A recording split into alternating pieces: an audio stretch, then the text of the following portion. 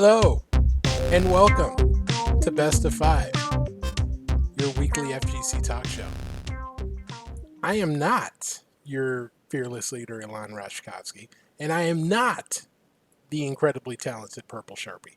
I am Steve, Ace King Offsuit Jerk. Even though I dislike saying the nickname in the middle of my name, I'm doing it anyway out of force of habit. But that's who I am. Now you can see my mouth. That is who I am.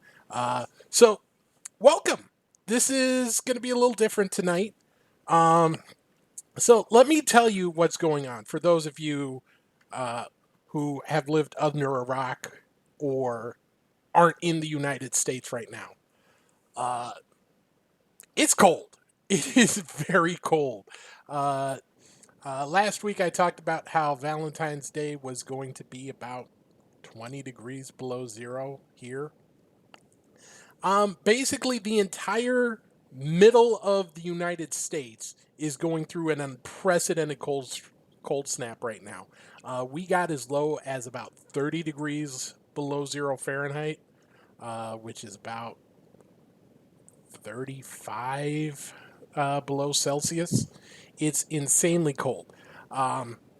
What's happening is in Texas, they are getting hit with temperatures that are below zero, which is not as bad as here, but Minnesota is set up to handle stuff like that. Texas, by and large, is not. So it is putting a massive strain on a lot of things, not the least of which is the power grid. So Austin and a lot of other cities in Texas are going through rolling blackouts, or at least they were yesterday and earlier today. Elon was blacked out for a while. He's got his power back, but they're asking people to conserve power as much as they can because the demand is so great there. And several of the power grids or power plants are offline because of issues of dealing with this cold. So, Elon, I talked to him earlier today. He is safe, he is warm, and that's what matters. But he is not going to be joining us tonight, unfortunately. Sharpie is commentating on another tournament tonight. So happy for her. Go get that money, girl. But that means you're stuck with me. I am so sorry. I'm so sorry. You could have been anywhere in the world, but you're here with me. And I gotta question your judgment for it. But I'm glad you're here.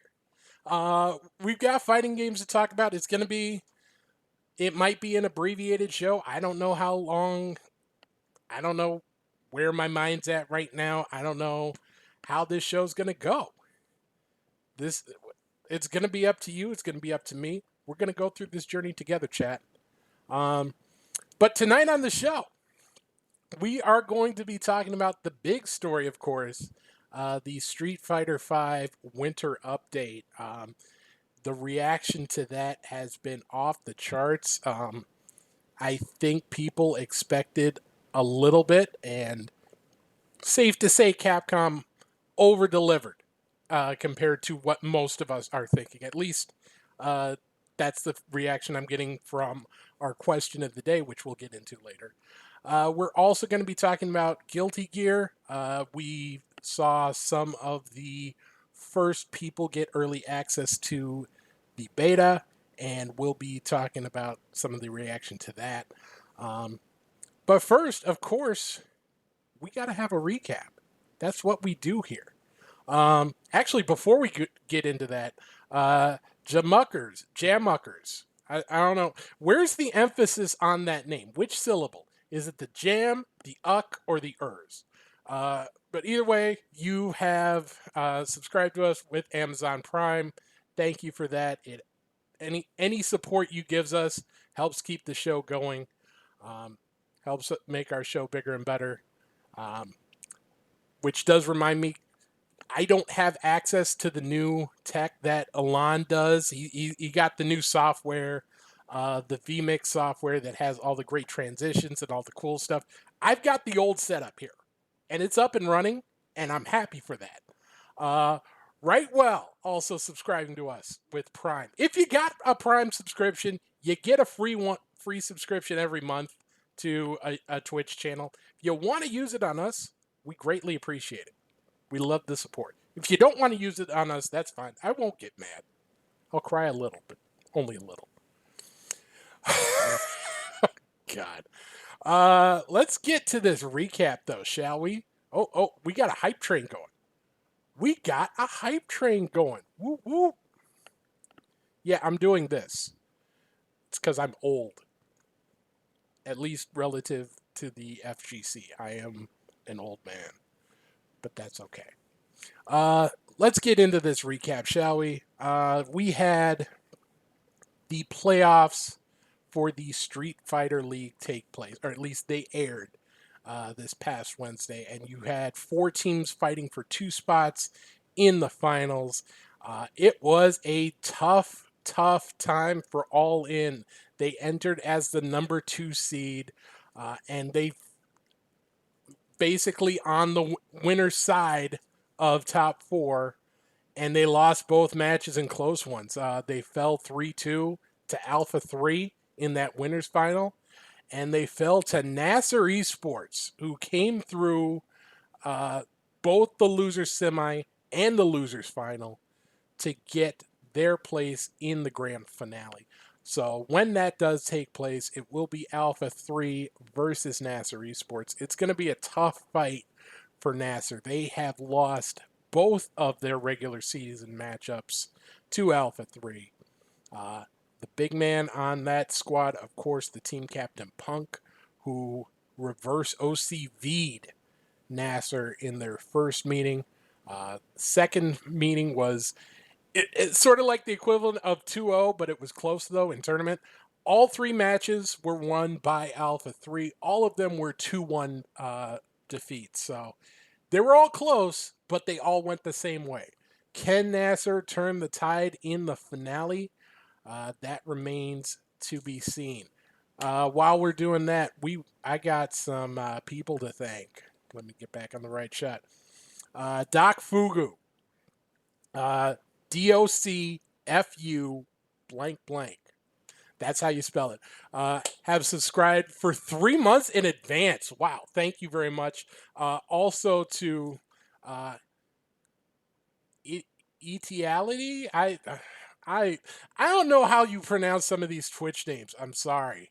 But we do appreciate the support there. Infinite Spark as well, who has joined us for 6 straight months. Golf claps all around. We thank you for everything you do to help support the show. Alon, come back next week so Alon and Sharpen can give you golf claps as well. So that's what happened this past weekend. We've got a big weekend coming up next week because, let me switch over. Ooh, I don't have the smooth transitions here, but I've got the info. We've got a few big events coming up. You've got Mortal Kombat Pro League, of course, that continues with round 4. You've got Kazuya Chaos on Trinidad's channel, the former WWE performer known as Zelina Vega. She's going to be hosting one of those King of the Hill events for Tekken 7. You've got KI World Cup next Tuesday for Australia and New Zealand. That is Monday night into Tuesday for those of us in the U.S., and a little early on Tuesday for those in Europe. But we've got 3 big events I want to call out. First one, Quarantined Report 3. This is a massive tourney that that has basically started since the pandemic started. They've gotten a bunch of different games under one tent. You're talking about it runs the gamut from Killer Instinct to, I believe, Marvel 3 is in this one. I don't have the booklet in front of me.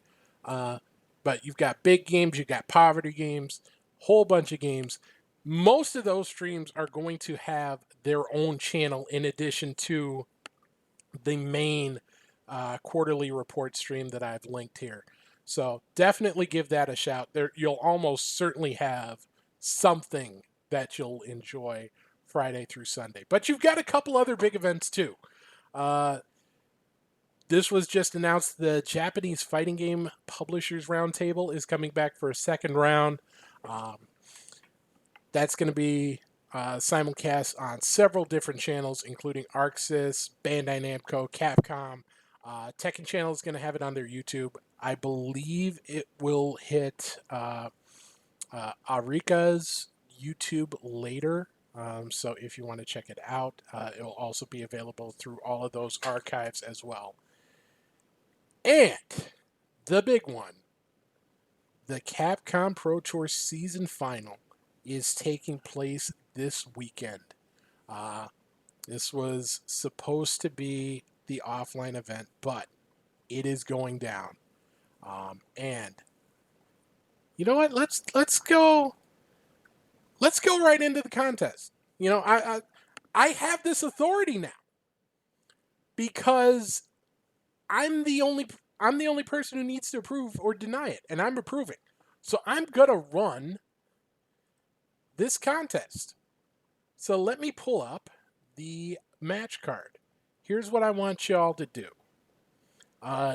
If you have Twitter, I want you to go to twitter.com/bestofvshow. That's our Twitter. That's the best way to follow us for updates when shows go live, when recaps, or when our archive goes live. If you want to watch us on Twitch or YouTube, or listen to us on SoundCloud, or wherever you want to follow us, where you get your audio podcasts, we're pretty much there. Apple Podcasts, Google Podcasts, we're everywhere. But that's the best way to follow us there is on Twitter.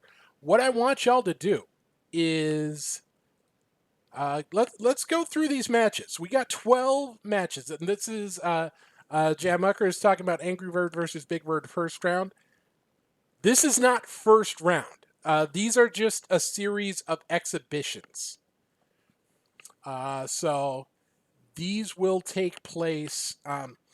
These are sort of regional contests between the players who would have qualified for Capcom Cup, as well as a few extra people to kind of build up the card and pair up some of the people who didn't have a natural opponent.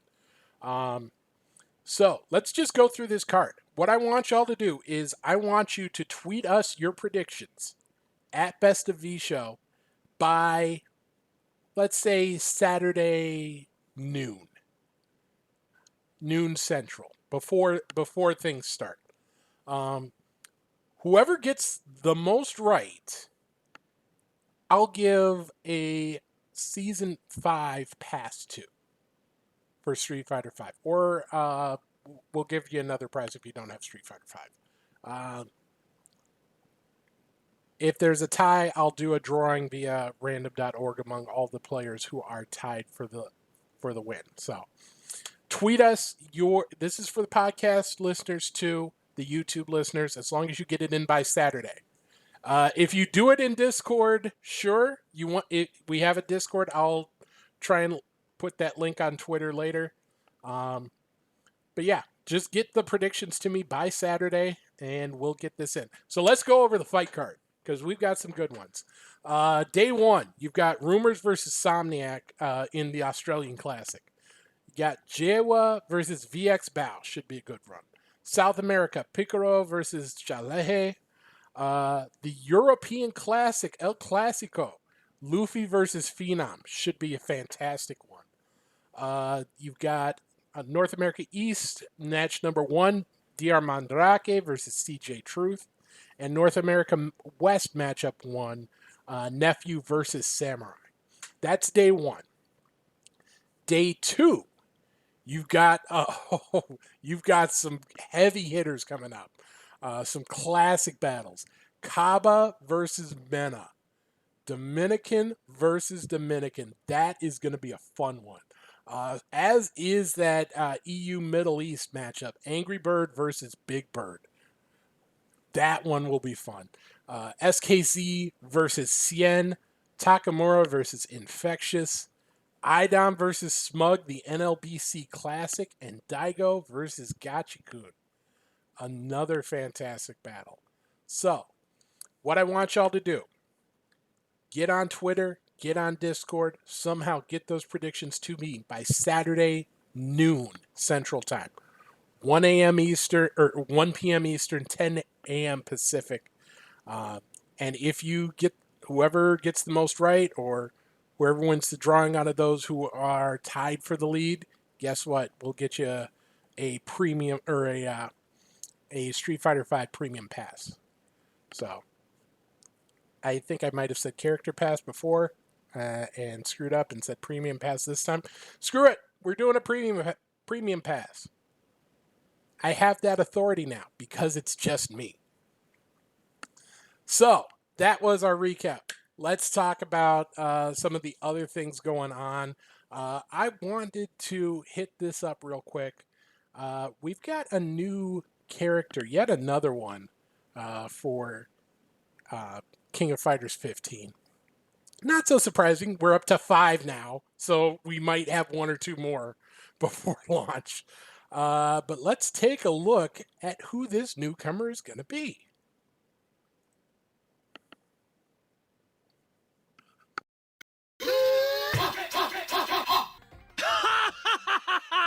Joe is back. Joe Higashi is back in the fold for KOF 15. Probably not a huge surprise. I don't know how. It's good to see. Obviously, whenever you have a returning character, a familiar face, it's good to see how they evolve from one game to another. But there's always that excitement when it's a brand new character. There's always that extra bit of when you see something brand new, something completely unexpected. But yeah, I want to get predictions in the chat. So we had our first team already, and this is going to be team number 2. So Iori and Joe. We're assuming that it's going to be 3 per team. Well, obviously it's 3 per team, but like each 3 characters that are announced are going to be a team. So who's going to be the third member of that team with Iori and Joe? I want to see who it's going to be.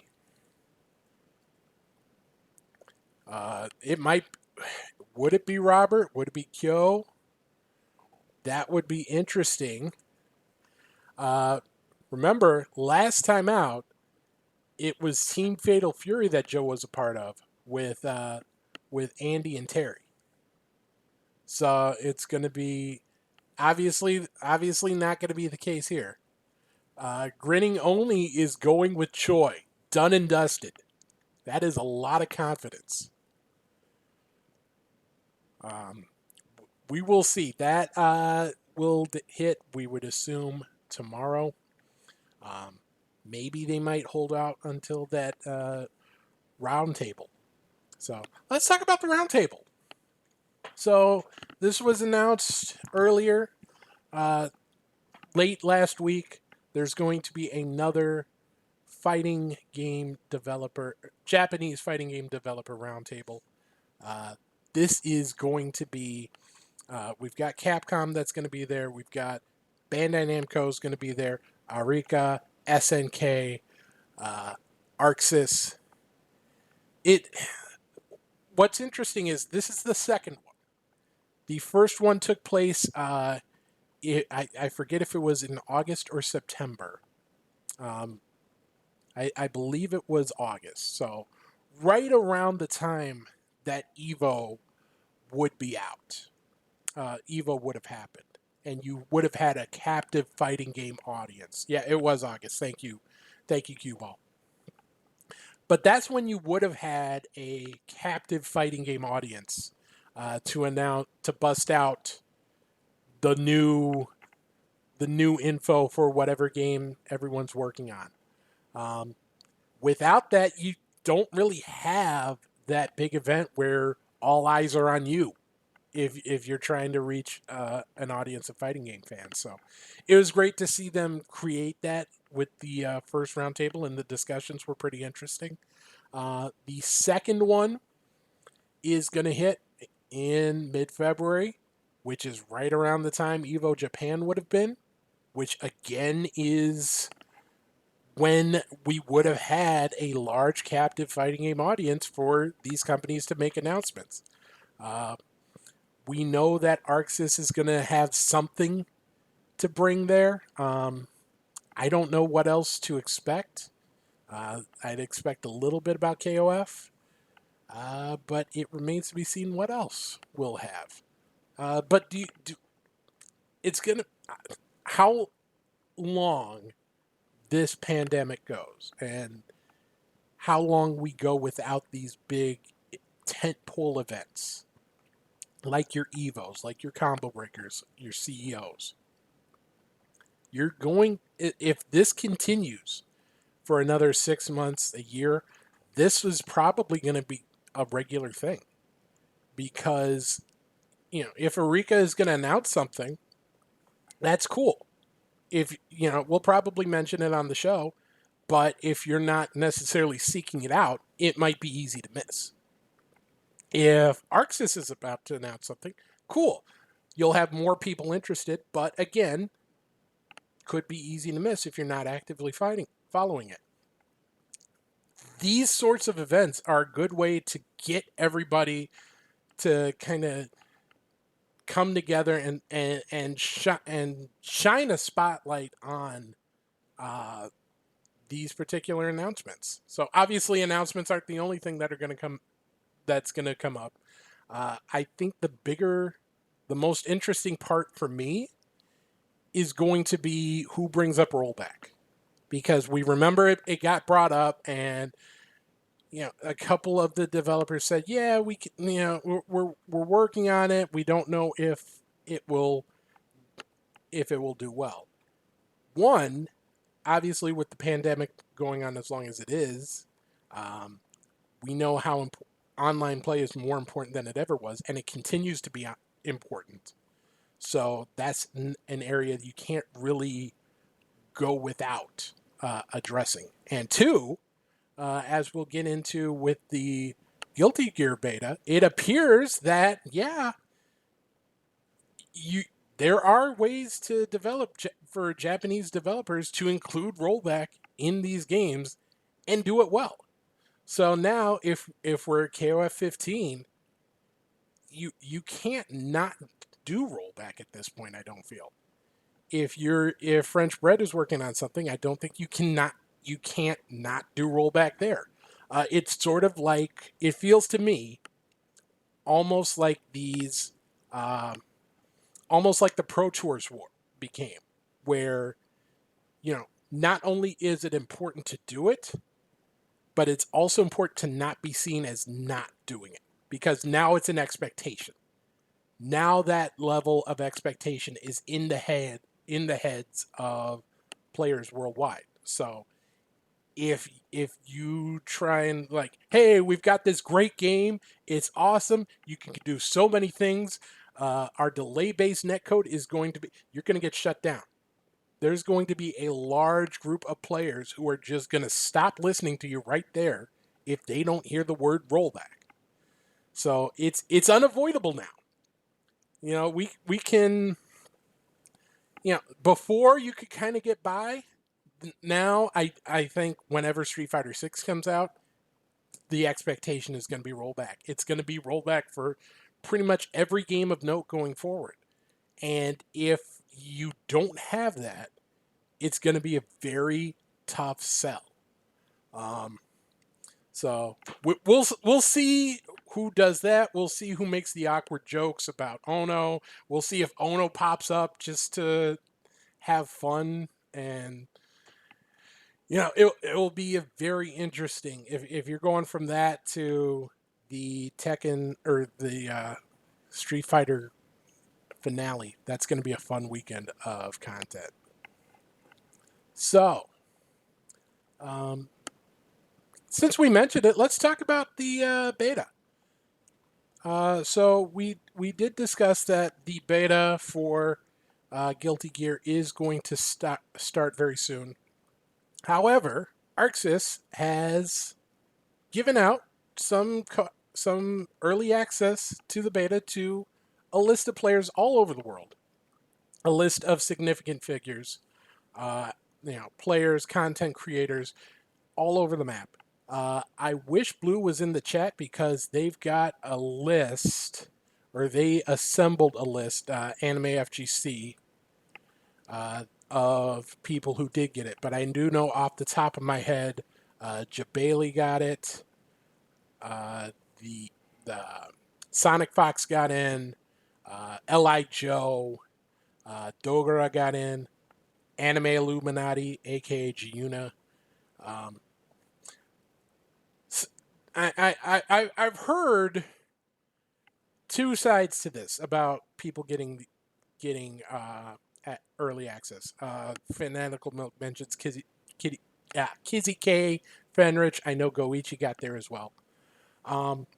So there are two sides to just putting out this beta, giving early access to certain people. One is, hey, it's great advertisement. It's a way for people to get a look at the game who otherwise might not get a look at it. If how many people are going to watch me streaming the beta? Probably not all that many. There's a few people here who might want to watch me mash, but other than that, no. Sonic Fox if Sonic Fox plays it, obviously the potential to get in that game in front of more eyeballs is far greater. If someone like Jabali does, or Kizzy K, who's a fantastic player, I've had him on the show before, and fantastic player, great guy. They have an audience. Getting them an early look at the game suits, it does well for ArcSys, and it makes a lot of sense. The other side to it, and I do see this side, is that now you're creating haves and have-nots. It's about influencer culture. It's about who how popular you perceive to be, and it's not fair that some people get to mess with the game and get knowledge with the game early as opposed to someone else. I totally get that. I totally understand that. I feel closer to the former than to the latter. I think in this case, it makes, it's a great advertisement for ArcSys if you can, especially with the netcode they appear to have been able to deliver. Now, granted, when you only have like 60, 80 people playing, the demand on servers is not going to be as bad as it is when this beta goes live and when the game itself goes live. So we hope that these experiences are representative, but they may not be. But early reports are that matchmaking has been fantastic. Rollback has been fantastic. I saw clips of Giuna versus Tasty Steve, which is Japan to US, and very, very playable. I've heard basically nothing but good things about this netcode, about the online playing experience, which is so important. It's so important to have that sort of experience, that sort of buzz, that sort of word of mouth out in front of the game, especially because, like we just talked about, online experience is such a make or break thing right now with fighting games because there really is no offline events to grind towards. It's all about playing online. So if you can't deliver a good experience there, yeah, it's bad news bears. Shout outs to Alon there. I did see a comparison to with what Capcom did with Marvel Infinite, where some players got early access to that game right before launch. I think the difference there is because they had announced a tournament series that was, obviously two big differences. One, we're talking about early access to the full game versus early access to a beta that, is for everyone that pre-orders. I believe it's about 24 hours from now that they'll get access, and then another 24 hours till everyone in the world gets access. So we're talking about 2 extra days tops, which is not going to make or break anything competitive. The other big difference is that we're talking about Capcom at that time announced a tournament series, Battle for the Stones. And there was the promotional and the esports departments of Capcom are separate, but they're both under one umbrella. And my big issue with that was that Capcom, it was a great move for Capcom, the game publisher, because hey, get the game out, get the game in front of in front of eyeballs, get potential sales. Absolutely, great move for Capcom, the game publisher, the developer, but not for Capcom, the esports organization, when you announce several tournaments in advance and then just pick and choose who gets early access to the game to prepare for those tournaments. That's the big difference. So I don't really have an issue with it here. Fanatical Milk asks if influencers getting early access is different than press getting early access. And to me, it's not. There is the perception, though, because, I'm not a member of the press, so I can't expect to get a member of the, access that a member of the press does. But I am a member of the FGC, just like Higashi is. So, Kizzy K is special. I'm not. I personally don't have a problem with it because, he's a good player. I'm not. I roll my face across. I would not be a good advertisement for the game. I can tell you that. But there is, it feels different to a lot of people because there is that level of separation between media and the rest of the gaming culture that there isn't among, when you're talking about influencers, when you're talking about community members, community figureheads. So there's that. But, the beta, from what I've seen, from what I've heard, I wish I had gotten permission to pull up some of these matches, but the quality has been good. The reaction to the game itself has been good. Obviously, we'll see how it goes once the group of people who get it in their hands gets bigger. Like I said, about 24 hours from now for those who pre-ordered the game, and about 48 hours from now for everyone else. So you're going to have a lot to look forward to in terms of the beta. And hopefully Alon will get a chance to play it. Hopefully I'll get some time with it, and we'll have some reactions for you next week. What we do have reactions for now, however, is the big one. The big piece, the big chunk of info that we got. And that was the Street Fighter V Winter Update. Before we get into that, what I want to ask is our question of the day. We asked, what was your reaction?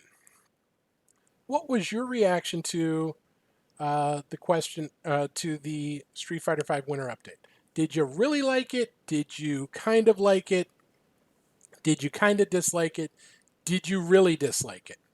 And if I can pull up, the reaction has been incredibly positive. 72% of respondents so far really liked it. Another 21% said they kind of liked it.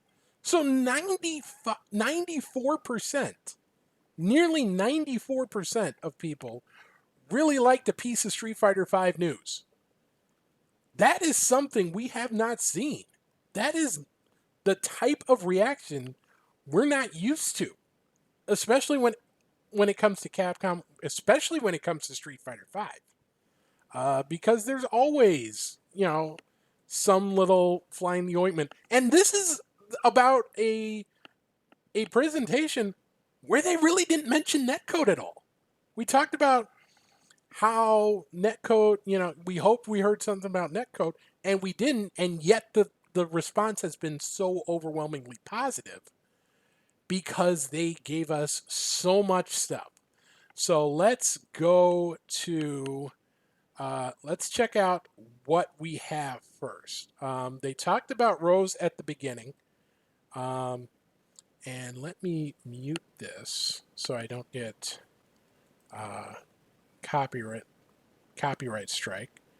But they talked about Rose, and they showed off her new stage, and they're going to show it in action in just a second here. But yeah, new stage for Rose. But yeah, Rose back in the game, and she's pretty good. She's got some stuff. Oh yeah, let's give her an air fireball. Let's give her a tarot card where she can buff herself. She can nerf her opponent. Let's just make this character crazy. Let's just make this character insane. So yeah, she's got a tarot card with one of her V skills. She's got Soul Satellite returning as her other V skill. So if you're familiar with Rose in Street Fighter 4, her previous appearances, yeah, you gotta have Soul Satellite. So that's back in the mix. She's also got a teleport. Let me go back. She's got a teleport now. She's got an air fireball. She's got Soul Illusion. She's basically an anime character at this point. Like it just seems like they're willing to be a little more wild with these characters. And I really like that. I really appreciate the fact that they're doing something a bit different. So obviously, some of the moves she doesn't have reflect. That seems to be more of a Manat thing. But what's chat's reaction to Rose? I want to hear it because I was pretty impressed with what I saw. I really did like the fact that it was a little more different. They were trying to be a little more out there. But yeah, Cue Ball's okay with it. Mean Scene, exactly what I was getting at. They've shown a lot of restraint with some of these characters, especially early on. So let's go crazy. It's the 5th year. Let's let loose. Let's cut a rug. Let's go. Let's take off our shoes and dance in the rain. I don't know where I'm going with that analogy, but yeah, we saw Rose. But that was not the biggest takeaway. The biggest takeaway was, of course, the collaboration between Steve Aoki and Street Fighter. It's going to be bangers. It's going to be Hadouken bangers. I just like the fact that the phrase "it's going to be Hadouken bangers" exists. I'm just glad that that's a thing. So people, if you're excited about it, I'm happy for you. But yeah, there we go. There's going to be more. He's also going to release a remix of Ryu's theme. Here we go. It's a Hadouken banger. You don't banger. It's a banger. It's a Hadouken banger. Capcom Cup. It's a banger. It's a banger. It's a Hadouken banger. Hadouken banger. Hadouken banger. Hadouken banger. I'm sorry. I just like Hadouken banger.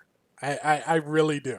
I'm sorry if it's not called Hadouken banger. If the track is not called Hadouken banger, um, I'm going to be disappointed. So here's what I ask. Here's what I ask. I ask, and this is going to be hell to edit, but you know what? I need to distract myself tomorrow anyway. Um, I want a Street Fighter V album. I want President of the World to be the lead single. I want Hadouken Banger as the second as the second single. I want to get DJ iPad on the mix. I want to get the live version of President of the World. I want to get. Let's just make an album. We can own the masters. We can make tons of money. We will make literally hundreds of cents off of this. Hundreds of cents. We will make it happen. Obviously, we can just shut it off. We can shut off the stream right now. We've got our Hadouken bangers. We've got Rose. We've got Hadouken bangers, which we're going to make hundreds of cents off of. That's it. That's the presentation, and that's a good presentation right there. But no, they came back with more, including a look at Dan, including his battle costume with the Tengu mask. I've seen Tengu masks before, and the long nose is part of it. It's part of that whole thing. This particular nose looks a little different. That's all I'm gonna say. That's all I'm gonna say. But they showed off some stuff with Dan. All right, so we've got the V skills. They showed this one already, which is the cancel. He can cancel out of all of his special moves. It looks like it could be useful right here. Obviously with fireballs, and you can use it as a combo extender, as you see there. It could be used as something to get through projectiles. It's also nice that it adds V meter to both characters. It appears to me that it adds slightly more to Dan's than it does to his opponent, but it's pretty close. And it's going to be interesting to see how that... obviously, that's a huge disadvantage now, especially with the new way to spend meter that we will get to shortly. But if you want to spend the meter, you can spend it pretty quick because he's got a 1-bar V trigger. Let's see if... Oh, there it is. Let's go back to it. So yeah, he's got a 1-bar V trigger. So he can build it up quickly. And that's going to be a big part of his game. Getting to his V trigger and getting a lot of his shenanigans going. One of my bigger takeaways is that, similar to Street Fighter 4, his fireball looks like ass, but his Dan kicks look actually good. They look like legitimately good. And that's going to be very interesting. You see them showing off the second V skill that he can cancel into a special. It's sort of high risk, high reward, though, because if you don't get the cancel, it is unsafe. But it should be, we'll see some shenanigans. He's also got just input DPs and just input fireballs, which again, I appreciate that they're going something a little different. I really, really like them. I'm not sure. We'll probably see a whole lot of that in tournament once he actually gets to tournament. Here it is. If you press attack at the same time you hit the final direction of the move, you get either a Go Kuryuken or a Haten Gadoken. So that I think Dan might actually see. Here's the thing. Here's the thing. When they showed Dan in Street Fighter 4, they showed Dan in Street Fighter 5. He might be good. I keep fooling myself into thinking he might actually be good. Not high tier, not even mid tier, but close enough that somebody could use him. It's I fall for this every time. Every time. Dan will be. Dan's not going to be good, but I think he's going to be good. And now I did miss the super taunt, so let me pull it back up. Here it is. The legendary taunt in full. That airtime though on that jump is impressive. I think he's going to be good. I think he's going to be good. And I don't want to say that because I know I'm wrong, but I think he's going to be good. So, they showed off Dan. They showed off Rose. They showed off Hadouken bangers. That's it. We're done. That's a full presentation right there. That is a complete showing. But no, there is more.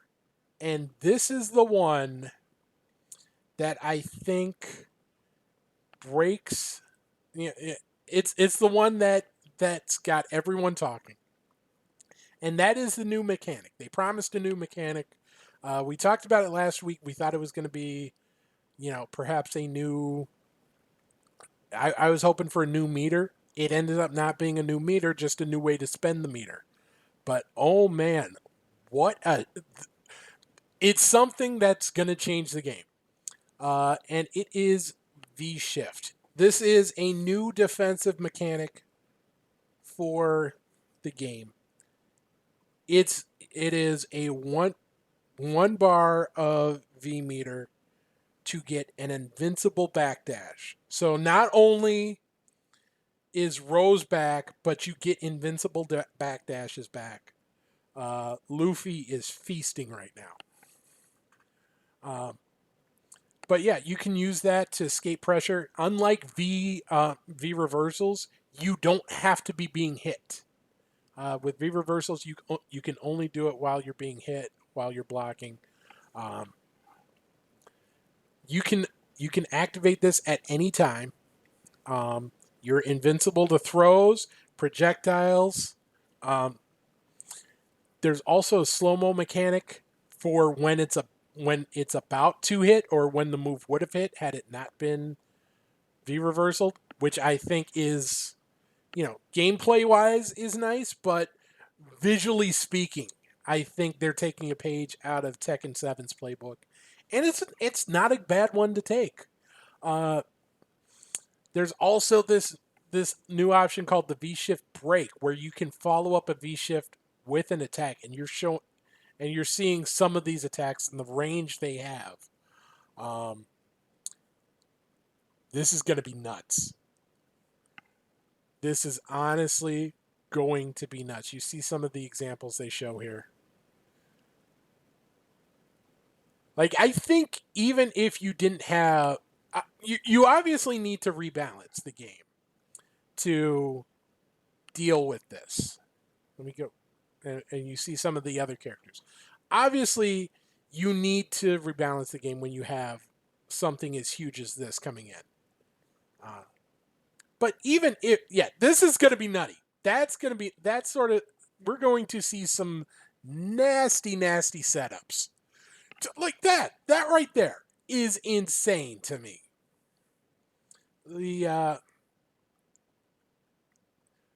Oh my God. Yeah, I do feel it was. So, and then that talks about how some of the changes coming up, uh, some of the character balance changes. We'll find out more about those later. But yeah, this is what I did not expect we would get. We got something that legitimately is going to change the game. You know, rebalances obviously change who's on top. You know, but they don't really change. They don't typically change the game. They just change what characters are going to be more successful. This is a big shift. And this is something I'm kind of surprised to see so late in the cycle. Um, but yeah, you now have a way to get out of pressure. You now have a legit way to spend your meter. You've got a legit defensive option now. Season 5 is going to be wacky. That's not something I expected to say coming out of this. But Street Fighter 5 is going to be wacky in Season 5. I really hope that we can get to a point where we can get some offline tournaments going, because I feel like there's an energy in the community that we haven't seen in a long time. There's a hunger to get their hands on this patch more than I've seen in a very long time, especially for this game. So I am really excited to see. I I kind of thought they would do, if they were going to do something silly, like Nash Mara said in the chat, and like I kind of mentioned, I thought it'd be something like an Omega mode, something separate from the main game where you do something wacky. This is more than I expected, and I am so glad to see it. Uh, you know, had they said rollback netcode 2, or netcode improvements, I should say, game over. Game over. Street Fighter 5 is saved. It is the new. It's the new messiah of fighting games, or at least it would be for about 4 days. But this was a very successful presentation. Obviously, you can't necessarily deliver this amount of content every time out. That's impossible. That's an impossible standard to meet. But this this feels like this game could go for a while yet. It doesn't just feel like, okay, here's a little more. Here's a couple characters. Here's a costume. They could have done that, and I don't think anyone would have been surprised by that. But what they delivered is insane, um, especially compared to what the expectations we had for it. And on top of that, we found out that they're going to release another character, kind of. So they announced that they're putting out both a premium pass and a character pass. Character pass is what we're used to. It has the characters, um, and some costumes. The premium pass also includes some fight money, a whole bunch of extra costumes, extra a couple stages, titles. But included with either of those is this little bit of bonus content right here. Oh, I can't point. I can't point to it because I have my monitor. So let me go back to me. Right. Okay. Right here. See where my finger is pointing? Look there. Right there. That's 11. This was something that was hinted at beforehand. I thought it was going to be too on the nose, but yeah, 11 is going to be sort of a playable character, kind of. So 11 is basically a way to play random select in ranked. So if you wanted to just get some random select games in ranked, yeah, and for the record, 11, even though 11 is included, 11 is not the final character. This is a bonus character on top of what we're of the 5 that they were planning on. So we're still getting Oro, Akira. We're still getting obviously Dan and Rose soon, and then we'll get one more character besides that. So overall, you can't ask for much more than that. Like I said, outside of the words netcode improvements, they delivered pretty much everything you could ask for and then some. So, Capcom, well-deserved round of applause for them. But yeah, it's impressive to see such an overwhelmingly positive reaction to that update. So we've got a positive reaction for Street Fighter V. We've got a positive early reaction for Guilty Gear Strive.